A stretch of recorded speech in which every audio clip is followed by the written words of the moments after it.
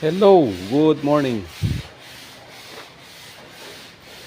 So mag-overall po tayo ng 45.6.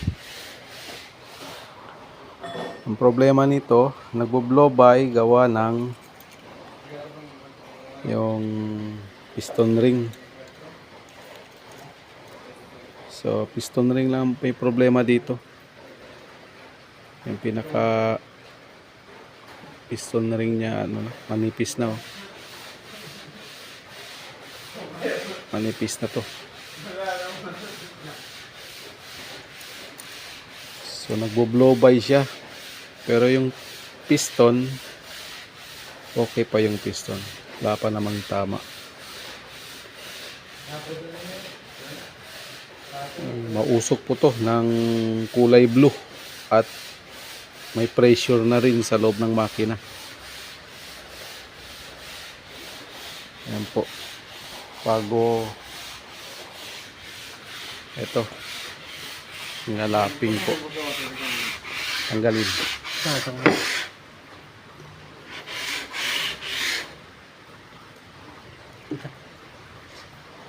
Bago nilalaping namin yung cylinder block. Ayan. So mano-mano lang to. Hindi naman kailangan na pa-machine shop pa. Pero yung iba pinapa-machine shop nila. So ito mano-mano lang.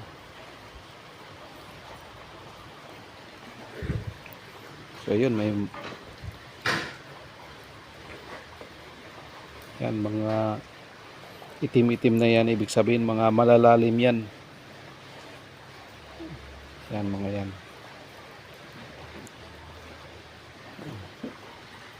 Mga malalalim yan. So ito makikita dito yung mga napuputi. So ibig sabihin napapantay na to.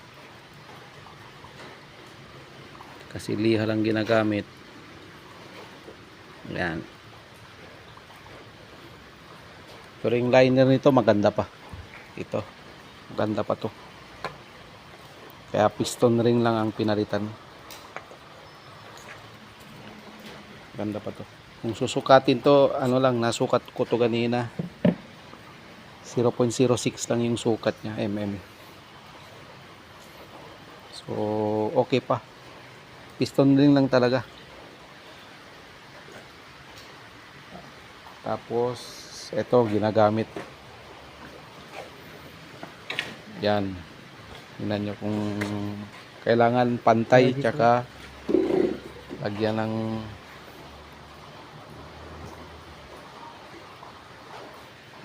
ng diesel dyan. Yan.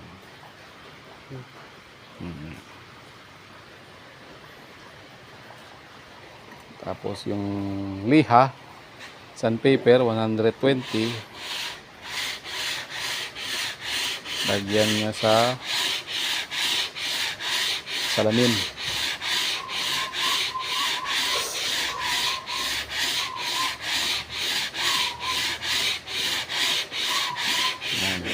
Okay na rin yan kaysa hindi mag-lapping. Kasi pag linis lang tapos assemble, kailangan talaga i-lapping talaga. Kahit lang man mabawasan yung pinaka mapantay lang siya ng konti. Okay na yun. So makita nito 4056 L300 crankshaft standard. Okay pa. Piston